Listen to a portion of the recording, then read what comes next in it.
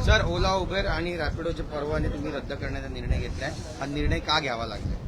महाराष्ट्रातील सर्वसामान्य प्रवाशांना सुखसुविधा उपलब्ध व्हाव्या या दृष्टिकोनातून राज्य शासनानं इलेक्ट्रिक बाईकला परमिशन दिली होती. राज्य शासनाची भूमिका आहे, कालही होती, आजही आणि उद्याही ती राहील.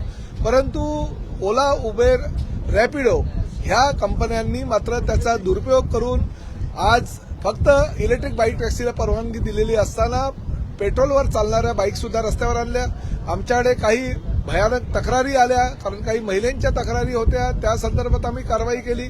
परंतु कारवाई केल्यानंतर सुद्धा त्यांनी त्यांच्या बाईक चालू ठेवलेल्या होत्या.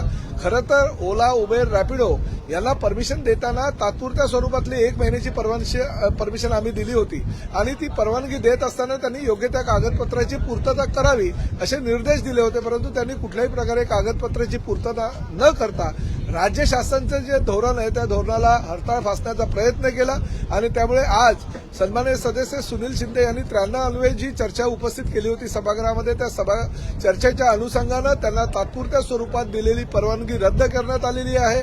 परंतु ती तात्पुरत्या स्वरूपातून भविष्यामध्ये जर त्यांनी कागदपत्राची पूर्तता केली, फक्त इलेक्ट्रिक बाईक टॅक्सीज जर रस्त्यावर आणल्या आणि इलेक्ट्रिक बाईक टॅक्सीला परवाना देत असताना राज्य शासनाचे जे काही सुरक्षिततेच्या दृष्टिकोनातून निकष आहे त्या निकष पूर्तता करण्याचा जर त्यांनी निर्णय जर घेतला तर त्याला परत देण्यात येईल. परंतु आजपासून ओला, उबेर, रॅपिडोला दिलेलं लायसन्स हे रद्द करण्यात आले. म्हणजे बाईक चालणार नाही, ओला, उबेर, रॅपिडो ही बाईकला दिलेली, बाईक टॅक्सीला दिलेली तात्पुरत्या स्वरूपातील परवानगी रद्द करण्यात आली. बाकीच्या ज्या गाड्या चार 4 व्हीलर त्यांच्या ज्या गाड्या चालतात त्यांचा बाईक टॅक्सीच्या संदर्भातला निर्णय घेतला. 4 व्हीलर टॅक्सीचा निर्णय घेतलेला नाही, ते चालू राहील. पण सरकार इलेक्ट्रिक गाड्यांनाच का म्हणजे पर्यावरणपूरक गाड्या रस्त्यावर येण्याची भूमिका ही परिवहन खात्याची आहे, राज्य शासनाची आहे.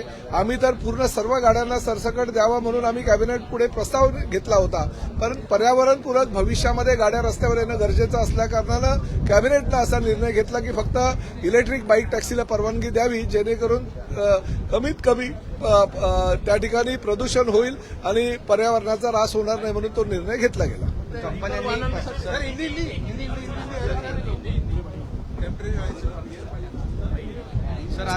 महाराष्ट्र राज्य में जितनी भी बाइक टैक्सी थी, इलेक्ट्रिक बाइक टैक्सी चलानी चाहिए, ऐसा राज्य शासन का निर्णय था.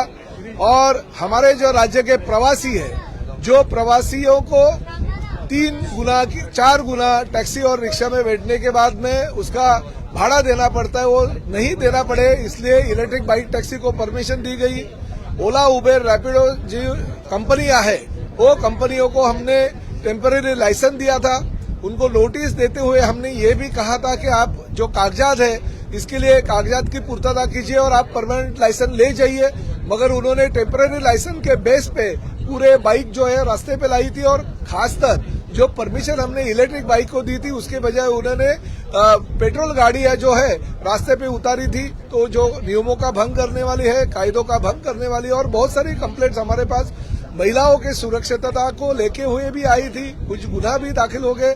हमने खुद बाइक टैक्सी के मालकों के ऊपर और चालकों के ऊपर गुनाह दाखिल कर दिया, फिर भी उन्होंने बाइक जो है वो रास्ते पे लाया.